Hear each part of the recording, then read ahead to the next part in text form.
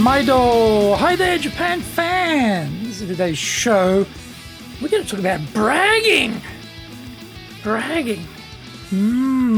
What's all that about?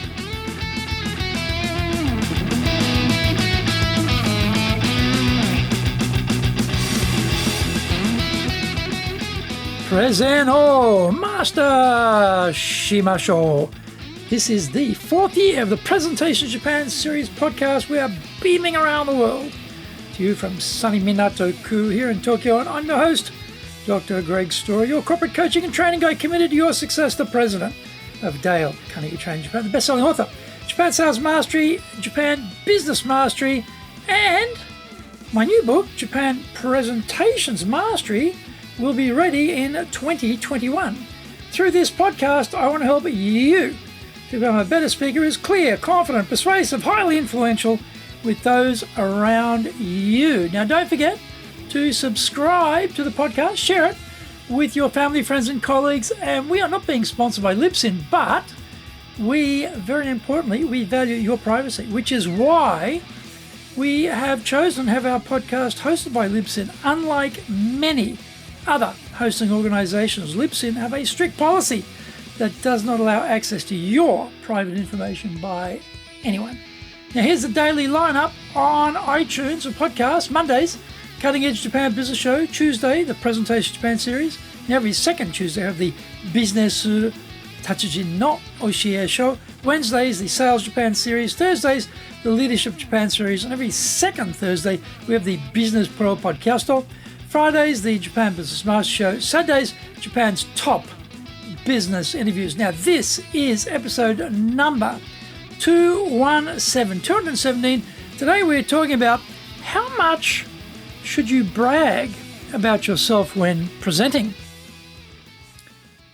Bruce Springsteen's song Glory Days lyric, boring stories of glory days, yeah, they'll pass you by, pops into my head sometimes when I hear a speaker reminiscing about their glorious past.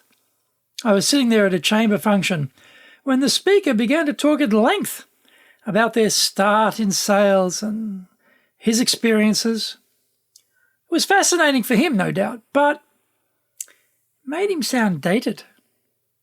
He seemed to have become covered in dusty cobwebs too, all of a sudden.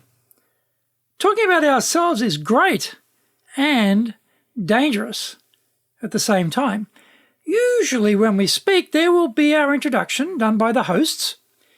If we are on the ball, we don't place ourselves in their hands, so we write what we want them to say. That doesn't mean they are on the ball and can carry out a simple task. If we make it too long, the host usually manages to murder it by dropping bits or getting things wrong. I'm always astonished that they cannot successfully read a piece of paper with words on it. The audience is also on danger alert because they know the propaganda offensive is about to hit them. It is hard to write about yourself, though, because there are so many things you want to include. Why is that? We are desperate to establish our credentials with the audience so that they will become more accepting of what we are saying. We believe that volume is important, so we should cram as much in there as we can.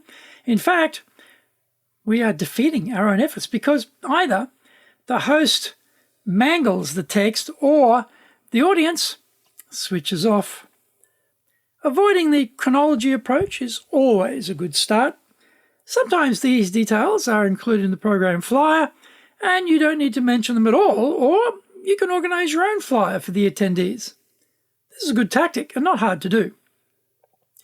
When we are speaking about ourselves, we should focus on the key points only. These are things which relate to our expertise on this specific topic.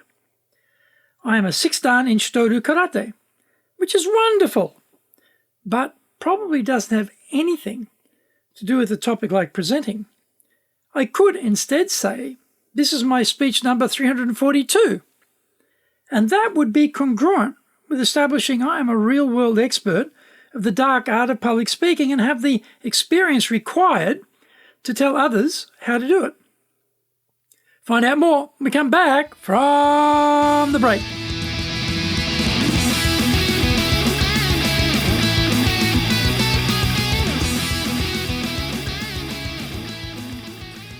Today's show is brought to you by our public courses, but we also do custom in-house programs.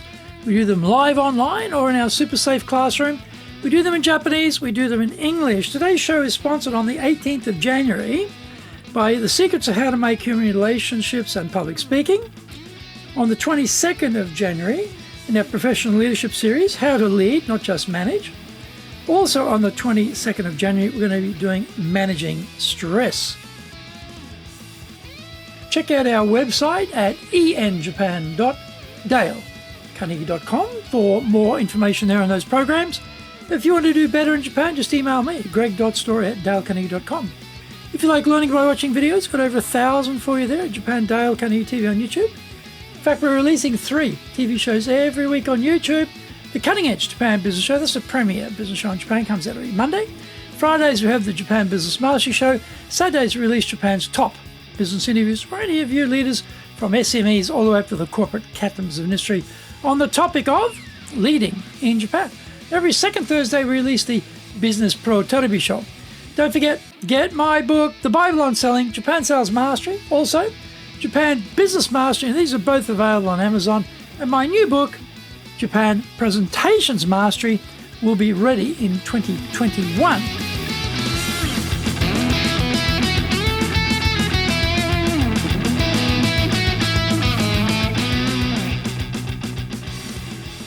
Welcome back.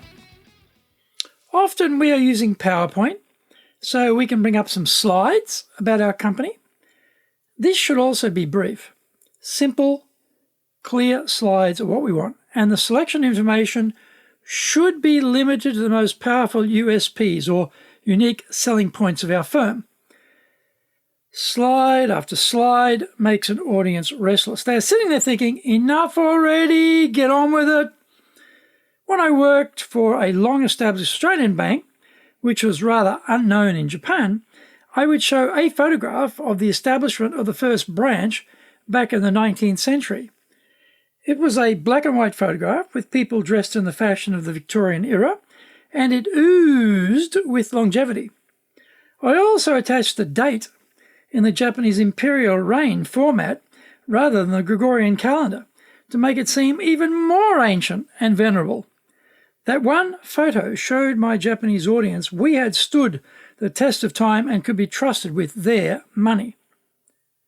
The CEO cowardly public speaking escape route of reliance on the souped-up corporate video at the start of the talk should be avoided at all cost. These videos are rarely a good match with the specific topic for that day because there is usually only one video. It has to be the Swiss Army knife of propaganda videos to travel around the world, boring people of every persuasion. If there is a particular section in the video which is really powerful, then just cue that part and don't bother with the leftover detritus. Giving our own examples is a good idea in the talk, but again, we have to steer away from too much recalling of our glorious triumphs. The audience is only interested in how what you are telling them will result in their own glorious triumphs now and into the future. We have to get a balance struck between talking about ourselves for effect and not for the stroking of our own massive speaker ego.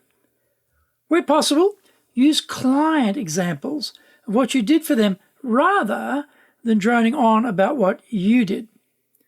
It is a tricky equation of how much is too much, which bits are more important than other bits, and how much time should I allow for it. Err on the side of caution and go minimalist, recalling Ludwig Mies van der Rohe, less is more.